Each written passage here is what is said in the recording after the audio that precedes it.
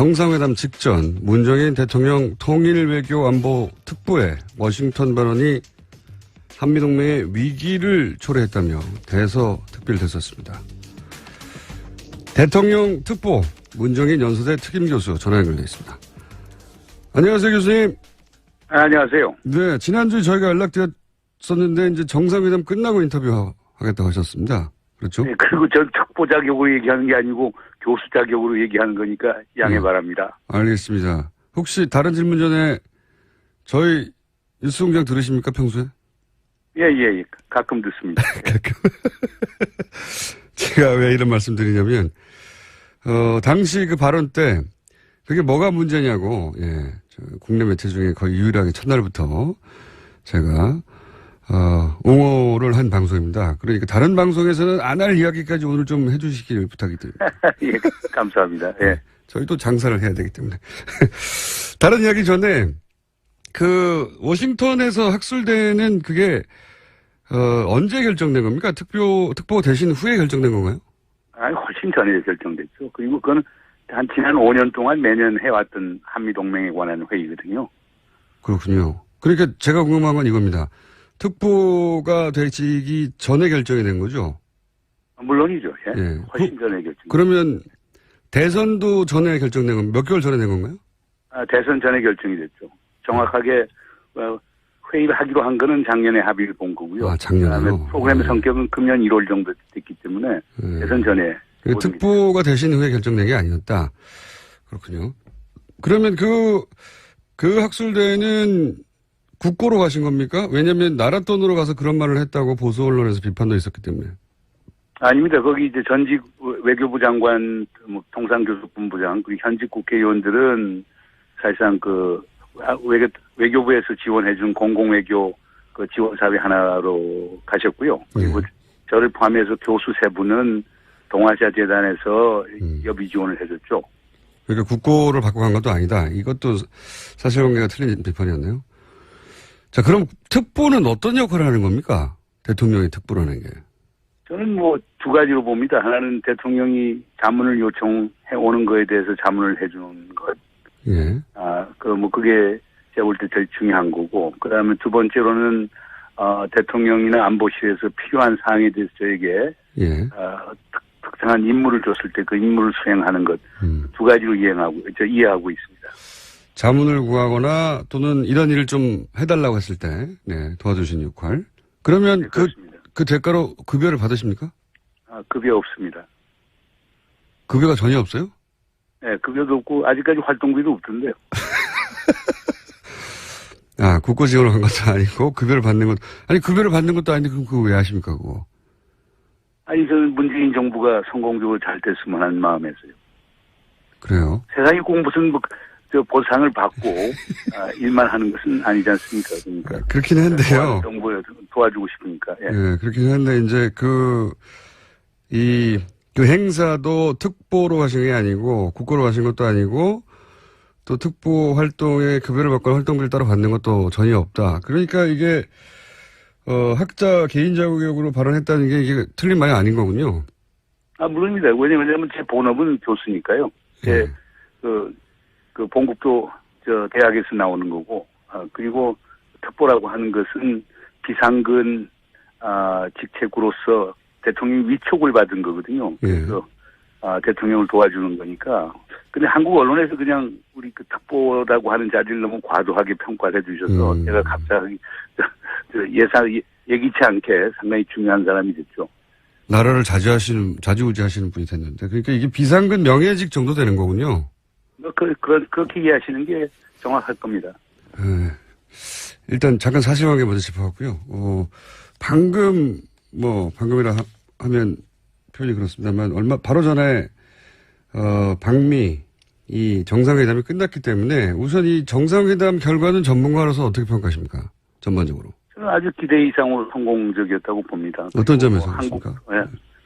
우선 대한민국 국민 많은 분들이 걱정하는 게 한미동맹 잘못될 것 아닌가 했는데 한미동맹 분명하게 짚고 넘어가셨고, 그리고 한국과 미국 사이에 북한의 비핵화라고 하는 걸 공동의 목표로 분명히 설정을 했고, 그리고 세 번째로는 그 틀 안에서 한국이 보다 더 주도적 역할을 한다라고 하는 것을 명백히 했기 때문에 저는 뭐 전반적으로 이번 정상회담은 상당히 성공적이었다고 평가합니다.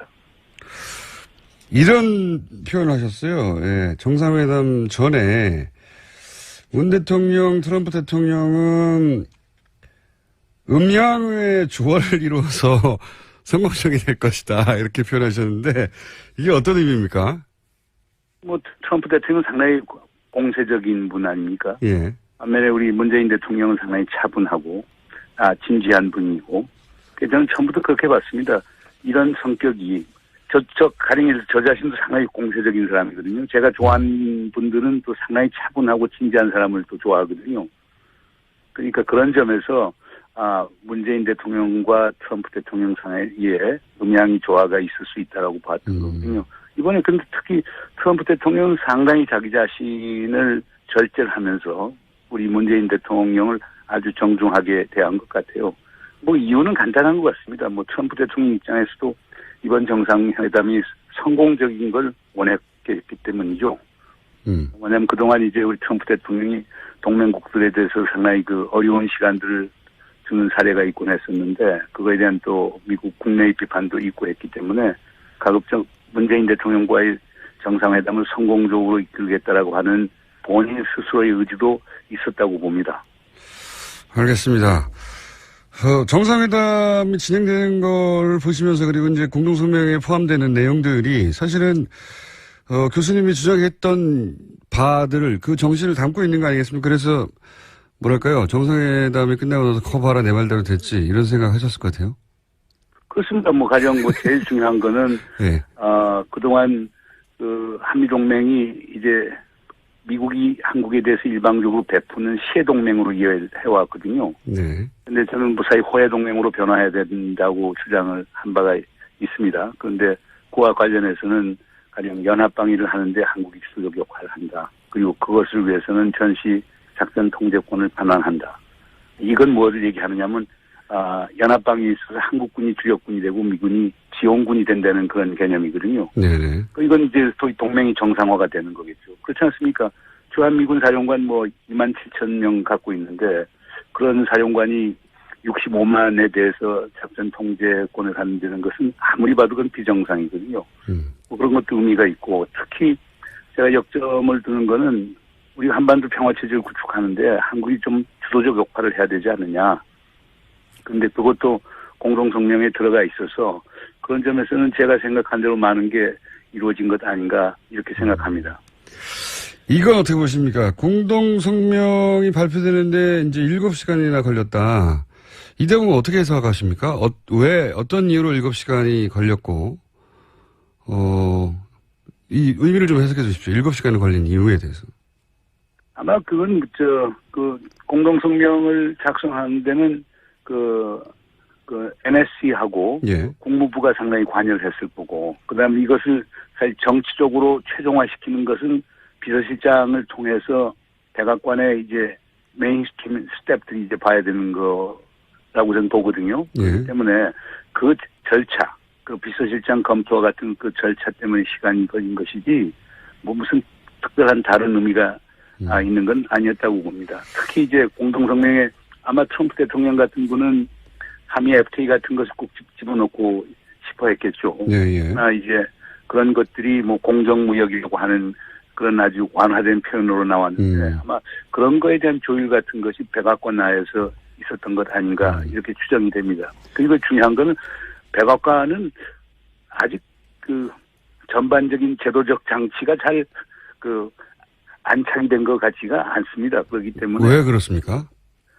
왜냐하면 트럼프 대통령의 그 통치 스타일하고도 관련이 됐고요. 예. 그리고 백악관 내에 있어서의 그 주요 참모들 간의 역할 분담 같은 것도 아직도 소위 영어로 그걸 evolving, 진화하는 과정이라고 이렇게 볼 수가 있겠죠. 그렇기 때문에 그런 문제점들이 전반적으로 반영된 것 아닌가 보아집니다. 트럼프 대통령이 주요 인사들 선임하는데 애를 먹었고 그 이후로 또 이제 언론하고도 불협화음이 심하고 그러다 보니까 아직 백악관이 안정된 것 같지가 않다 이렇게 보시는 거군요. 예, 그렇습니다. 예. 예. 그런데 이제 말씀하신 대로 그 공정무역, 그러니까 프리라는 단어가 페어로 바뀌었더라. 최종적으로는 그렇게 결정돼서 공동성명문이 나왔는데, 근데 이제 이게 의미하는 게 결국 한미 FTA이고, FTA 관련해서는 성명서에 없는데 트럼프 대통령이 이제 발언을 그 기자들 앞에서 함으로 해서 앞으로 이제 FTA 재협상이 있을 것 같고, 방위비 분담금 문제도 커지지 않겠냐. 그러니까 이게 과제로 남았다. 이렇게들 국내 언론은 분석하고 있는데 교수님은 어떻게 보십니까? 그거 당당하게 다루면 될 것 아닌가요? 그러니까 FTA 같은 경우는 이미 지난 4월에 펜스 부통령이 왔을 때 예고를 하고 갔거든요. 그러니까 지금 한미 FTA 리뷰 검토해야 되겠다. 그리고 거기에 문제가 있으면 리폼 개혁을 해야 되겠다라고 하는 걸 분명히 짚고 넘어갔거든요. 또 우리 정부도 뭐 그만큼 또 준비하고 있고. 그리고 사실상 트럼프 대통령께서 이제 말씀하시는 거 보면 조금 이렇게 현실 왜곡되는 부분이 있는 것 같아요. 왜냐하면 우리가 한미 경제 관계를 보면은 상품 교육 같은 데는 우리가 뭐 110억 불씩 흑자를 보고 있지만 서비스 교육이라든가 투자 계정이라든가 이런 걸 보면은 미국이 흑자를 보고 있거든요. 게다가 지금 뭐 그 문재인 대통령도 지적을 했습니다마는 우리가 미국 무기를 제일 많이 사오는 국가 아닙니까? 그래서 그 총체적 그림으로 봤을 때는 한미 경제 관계에 있어서 미국이 손해 보는 건 아니거든요. 그 이런 걸 뭐 짚고 넘어가면은 제가 볼 때는 얼마든지 우리도 당당하게 요구할 거 요구하고 또 줄 수 있는 것 아니냐 이렇게 생각이 됐기 때문에 이런 거 갖고 너무 걱정을 미리 할 필요는 없다고 보아집니다. 방위비 분담도 마찬가지입니다. 네. 그러니까 xem 보세요. 지금 통계가 이제 다 다른데요. 우리가 지금 2016년 기준으로 해서 우리가 지금 미국 측에 주한미군에게 이제 부담하는 방위비 분담이 되는 게 한 뭐 9,440억 정도 이렇게 되거든요. 네. 그 중에 뭐 인건비가 3,630억, 군수지원비가 1,591억, 군사건설비가 4,220억 이렇게 되는데 그 중에 아직도 지금 주한미군이 미집행분이 3,650억 원씩이나 됩니다. 그러니까 지금 우리가 9,400억 이걸 갖고도 평가도 다릅니다. 가령 주한미군 사령관인 브룩스 사령관 같은 경우는 그게 전체 방위비 분담의 41%가 된다고 주장도 하고 또 전 주한미 대사 같은 경우는 55% 된다고 되어 있는데 그러니까 거의 반 정도를 우리 한국 정부가 지금 부담을 해주고 있거든요. 이미 분담하고 있다. 네, 그럼에도 불구하고 지금 주한미군 같은 데는 군사건설비 부분에서 결국 3,650억 원을 우리가 공유한 돈을 현금으로 지금 가지고 있거든요. 예. 그러니까 이것도 이제 금년 12월부터 이제 협상이 들어가거든요. 그러니까 이제 방위 분담 4년 동안에 걸친 이제 분담을 어떻게 할 것인가를 이렇게 그 협상에 들어갈 건데 뭐 자세히 들어가면은 뭐 그렇게 큰 부담이 있을 거라고 보지는 않습니다. 왜냐하면 우선 뭐 주한미군이 돈 제일 많이 들어가는 건 주한미군 그 주둔군들에 대한 급료, 인건비하고 그다음에 무기 체계 같은 것, 장비 같은 것들이거든요. 그건 기본적으로 뭐 독일도 그렇고 일본도 그렇고 그거는 기본적으로 미국이 부담을 하는 거거든요. 예. 그걸 빼놓고 뭐 군수 지원을 한다든가 군사 건설 한다든가 이런 것들은 제가 볼 때는 액수가 나오도 그렇게 크게 나오지 않을 거라고 봐요. 그렇기 때문에 이것도 당당하게 우리가 좀 협상하고 좀 투명하게 했으면 좋겠어요. 일본 같은 데는 소요 충족형이라고 해서 매년 사실상 주일 미군이 요구를 하고 그다음에 일본 정부가 그걸 검토해서 그거에 대해서 지불을 하거든요. 그러니까 미집행분 같은 게 남지가 않죠. 근데 한국 같은 건 총액 기준으로 하기 때문에 그러니까 우리가 미군이 지금 어떻게 어느 정도 지금 한국에서 자기들이 돈을 쓰고 있는 걸 우리가 알지 못하고 있어요. 명세를 모르는군요, 우리는. 네, 그러니까 왜냐하면 총액 기준으로 가니까. 그래서 이번 11월부터 시작하는 이제 방위비 분담 협상에서 우리가 좀 보다 더 적극적으로 나가게 되면은 오히려 이 기회에 방위비 분담의 공정성이라고 하는 게 더 담보될 수 있는 것 아닌가 생각됩니다. 알겠습니다. 거기까지는 제가 충분히 이해했고요. 혹시 정상회담 끝난 이후에 미국 쪽의 반응, 그러니까 미국의 동료 학자나 미국에 계신 지인들의 평가는 들어보셨습니까? 예, 뭐 전반적으로는 저는 특히 보수 쪽으로 그러니까 그 진보적 시각을 가진 학자들은 좀 실망을 했고요. 그러니까, 오히려. 예, 그러니까 보다 적극적으로 이제 가령말령 뭐 북한 핵을 동결하고 폐기하는 과정에 대해서 구체적인 대안들 같은 게 좀 나왔어야 되는 것 아닌가 이렇게 얘기를 하는데 반면에 주류학자들 또는 보수적인 학자들은 상당히 반색하는 그런 느낌이더라고요. 그러니까 우리 문재인 대통령이 이게 참여정부 2.0 아닌가 이런 걱정을 쭉 했는데 예. 문재인 대통령 동맹에 대해서 분명히 짚어주고 그다음에 비핵화라고 하는 공동의 목표를 분명히 설정해주고 거기서 한국과 미국 간의 역할 분담을 분명히 해줘서 안심스럽다. 이런 말씀들을 주로 하더라고요. 특히 사드 문제 같은 경우도 의회에 가서 일단 합의된 것을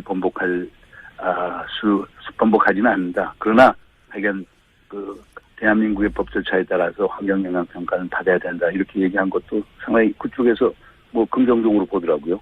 예, 환경영향평가 말씀하시니까 환경영향평가 해야 된다고 하셨다가 4개월간 그것도 국내 언론에 공격을 많이 받으셨는데 혹시 당시 그런 발언하면서 국내에 돌아가면 이런 발언으로 본인이 공격을 받을 거라는 예상하셨어요? 저는 못했죠. 그건 아직 단순한 법상식 아닙니까? 그러니까 대한민국 국민 심지어 외국 군대도 한국이 들어오면 한국의 국내법에 따라야 되는 것 아닌가요? 그러니까 저는 상당히 예상이었습니다. 아니 환경영향평가 받아야 되는 게 물론 이제 이런 오해들은 있었습니다. 그러니까 마이클 그린 교수 같은 분은 이렇게 지적을 하자고. 예, 친일파요. 환경영향평가법에 보면은 네. 국방장관이 군사 비밀을 요하는 시설에 대해서는 환경영향평가를 면제할 수 있다라고 하는 규정이 있는데 예. 그걸 지키면 되는 것 아니냐. 네네. 근데 그걸 안 하는 이유가 결국에 의도적으로 사드 배치를 지연시키거나 철회시키기 위한 한국 정부의 의도가 아니냐. 네네. 이렇게 지적을 했었습니다. 그러나 이제 저 입장은 김종대 의원도 그걸 지적을 잘 해주셨는데, 그러니까 이미 한민구 장관이 성주에 내려가서 성주 주민들에게 환경영향평가를 받겠다고 약속을 한 상황이다. 예. 국방장관이 스스로 약속을 했기 때문에 그리고 그걸 면제하지 않겠다라고 밝혔는데 그것을 현 정부에서 어떻게 뒤집을 수 있느냐라고 하는 이제 답변을 했는데 그래서 하여간 중요한 건 한국 현 정부 탄생된 게 결국에 시민의 힘, 촛불의 힘 갖고 당선된 건데 그러면 촛불이 힘이 요구하는 건 뭡니까? 결국 민주주의 제대로 하라. 법의 지배를 제대로 하라는 것 아닙니까? 네. 그런 점에서는 환경영향평가는 받아야 되는 거겠죠, 뭐. 그런데 이제 그 과정에서 마이클 그린도 말씀하셨는데, 한국 학자로서 받아들이기에는 무례하다 하는 질문도 있었다고 이제, 전해졌는데 어떤 질문들이 있었습니까? 그게 이제 그것도 이제 논란이 된 거였죠. 그러니까 그러니까 문재인 정부가 사드 배치를 철회한다라고 하면은 예. 그러면은 트럼프 대통령이 주한미군 철수할 가능성도 있다. 네. 동맹에 엄청난 아주 빈혈이 올 수 있다. 이런 주장을 쭉 했는데 그때 우리 저하고 홍익표 의원하고 김종대 의원 세 사람이 같이 가 있었는데 우리 세 사람의 기본적인 공통된 의견은 그건 과한 주장 아니냐. 예. 사드라고 하는 게 방어적 무기 체계인데 그거 배치 하나 갖고서 동맹이 흔들리고 주한미군 뺀다라고 하면 그런 동맹을 우리가 어떻게 믿을 수 있느냐 이런 입장을 표명했는데 한국 언론에서는 그게 그냥 좀 부정적으로 그게 이제 부각이 됐죠. 마이클 그린은 트럼프 김정은을 만든다는 발언도 트럼프 대통령을 했었는데 마이클 그린은 북한에 선제적으로 타격하라고 그런 주장을 했던 사람 아닙니까? 그 대표적인 친일파고. 그렇게까지 주장은 안 했. 제가 마이클 그린이 그렇게 주장했던 걸 기억하지는 않습니다. 그렇습니까? 제가 찾아본 자료는 있긴 하던데. 여하간. 제재와 압박을 강조하긴 하지만은 제재 압박을 강조하고 그다음 모든 옵션이 모든 대안이 on the table. 그러니까 가능하다라고 하는 걸 주장해서 군사적 행동에 대해서 간접적 시사는 했겠지만은 그것을 앞에 내놓고 하는 그 정도의 또 보수적인 강경파는 아니라고 생각합니다. 이건 어떻습니까? 이제 그 발언하셨을 당시에 너무나 당연한 국내법을 지켜야 한다는 원론적인 얘기를 했는데 국내에서 그 정도 파장을 일으킬 줄 몰랐다라고 하셨는데 근데 이제 시간이 충분히 지났고 정상회담도 끝났으니까 이제 와서 하는 말인데 차원에서 우리 언론에 대해서 하실 말씀 없으십니까? 이런 거를 잘해주시면 저희가. 그냥 있는 그대로 봐서 보도를 해줬으면 좋겠습니다. 그러니까 제가 했던. 좀 더 강한 표현 없으십니까? 제가 워싱턴 가서도 이제 그런 우리 뭐 특파원들뿐만 아니고 네. 뭐 띵크탱크도 여러 군데 가서 얘기를 하면서 그와 비슷한 얘기를 했었는데 미국 측 인사들 또는 미국 언론인들은 그걸 있는 그대로 받아들이고 새 정부의 정책이 이렇게 나갈 수도 있구나라고 하면서 상당히 주의 깊게 지켜보던데 우리 특파원분들께서는 그런 것이 상당히 거부감이 상당히 강한 그런 느낌이 들었어요. 그래서 뭐 그럴 수도 있겠다. 뭐 지난 9년 동안 우리 보수 정부에서 뭐 제재와 압박, 한미동맹 지상주의 이런 것들이 주장되어 왔기 때문에 그런 파라다임에 익숙할 수도 있겠다라고 하는 생각을 했습니다. 그러니까 국내 언론이 지나치게 미국 중심적인 미국은 어떻게 생각할까, 미국이 기분 나쁘면 어떡하냐 이런 사고 때문에 그런 반응이 나온 게 아닐까요? 제가 싸움을 붙이는 중인데 잘 안 하시네요. 그런 측면이 저는 있다고 봅니다. 그런 측면이 있다고 보시죠. 예. 더 강한 표현 없으십니까? 혹시 제가 김종대 의원 보고 하죠. 한번 큰 난리가 나서 조심하시는 거군요.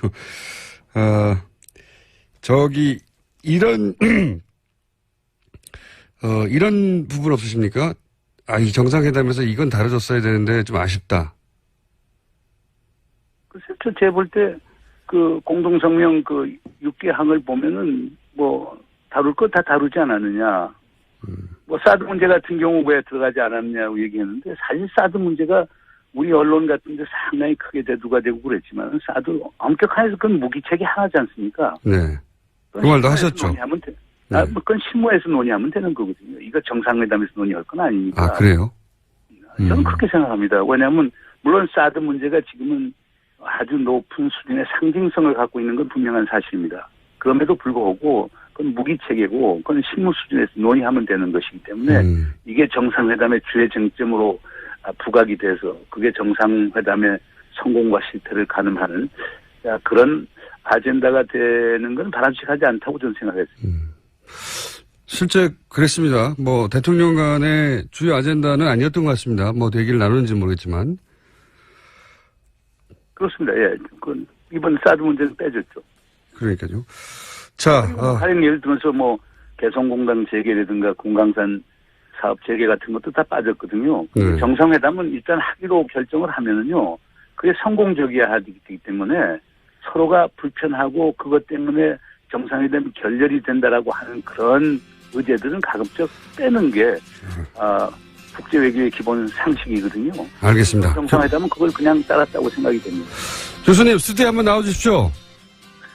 예, 그렇게 하도록 하죠. 네. 앞으로 별일이.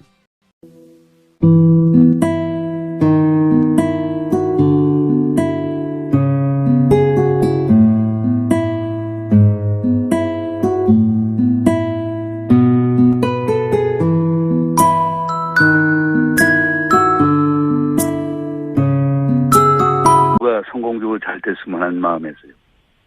그래요? 세상이 꼭 무슨 보상을 받고 일만 하는 것은 아니지 않습니까? 그러니까 그렇긴 한데요. 정부에 도와주고 싶으니까. 예. 네, 그렇긴 한데 이제 그 행사도 특보로 하신 게 아니고 국고로 하신 것도 아니고 또 특보 활동에 급여를 받거나 활동비를 따로 받는 것도 전혀 없다. 그러니까 이게 학자 개인 자격으로 발언했다는 게 이게 틀린 말이 아닌 거군요. 물론입니다. 왜냐면 제 본업은 교수니까요. 제 본국도 대학에서 나오는 거고, 그리고 특보라고 하는 것은 비상근 직책으로서 대통령이 위촉을 받은 거거든요. 그래서 대통령을 도와주는 거니까. 근데 한국 언론에서 그냥 우리 특보라고 하는 자리를 너무 과도하게 평가를 해주셔서 제가 갑자기 예기치 않게 상당히 중요한 사람이 됐죠. 나라를 자주우지하시는 분이 됐는데, 그러니까 이게 비상근 명예직 정도 되는 거군요. 워싱턴에서 학술대는 그게, 언제 결정된 겁니까? 특보 대신 후에 결정된 건가요? 훨씬 전에 결정됐죠. 그리고 그건 지난 5년 동안 매년 해왔던 한미동맹에 관한 회의거든요. 그렇군요. 그러니까 제가 궁금한 건 이겁니다. 특보가 되기 전에 결정이 된 거죠? 물론이죠. 예. 예. 훨씬 전에 결정. 그러면 대선도 전에 결정된 건 몇 개월 전에 된 건가요? 대선 전에 결정이 됐죠. 정확하게 회의를 하기로 한 거는 작년에 합의를 본 거고요. 아, 작년에요? 그다음에 프로그램의 성격은 금년 1월 정도 됐기 때문에 대선 전에. 특보가 되신 후에 결정된 게 아니었다. 그렇군요. 그러면 그 학술대회는 국고로 가신 겁니까? 왜냐하면 나라 돈으로 가서 그런 말을 했다고 보수 언론에서 비판도 있었기 때문에. 아닙니다. 거기 이제 전직 외교부 장관, 통상교섭본부장, 그리고 현직 국회의원들은 사실상 외교부에서 지원해준 공공외교 지원사회 하나로 가셨고요. 그리고 저를 포함해서 교수 세 분은 동아시아 재단에서 여비 지원을 해줬죠. 그러니까 국고를 받고 간 것도 아니다. 이것도 사실관계가 틀린 비판이었네요. 자, 그럼 특보는 어떤 역할을 하는 겁니까? 대통령이 특보라는 게. 저는 두 가지로 봅니다. 하나는 대통령이 자문을 요청해 오는 거에 대해서 자문을 해주는 것. 예. 그게 제가 볼 때 제일 중요한 거고. 그 다음에 두 번째로는, 대통령이나 안보실에서 필요한 사항에 대해서 저에게, 예. 특정한 임무를 줬을 때 그 임무를 수행하는 것. 두 가지로 이해하고 있습니다. 자문을 구하거나 또는 이런 일을 좀 해달라고 했을 때, 네, 도와주신 역할. 그러면 네, 그 대가로 급여를 받으십니까? 급여 없습니다. 급여가 전혀 없어요? 네, 급여도 없고, 아직까지 활동비도 없던데요. 국고 지원을 한 것도 아니고, 급여를 받는 것, 급여를 받는 것도 아닌데, 그럼 그거 왜 하십니까, 그거? 저는 문재인 정부. 정상회담 직전, 문재인 대통령 통일외교안보특보에 워싱턴 발언이 한미동맹의 위기를 초래했다며 대서특필 됐었습니다. 대통령 특보, 문정인 연수대 특임교수 전화 연결되어 있습니다. 안녕하세요, 교수님.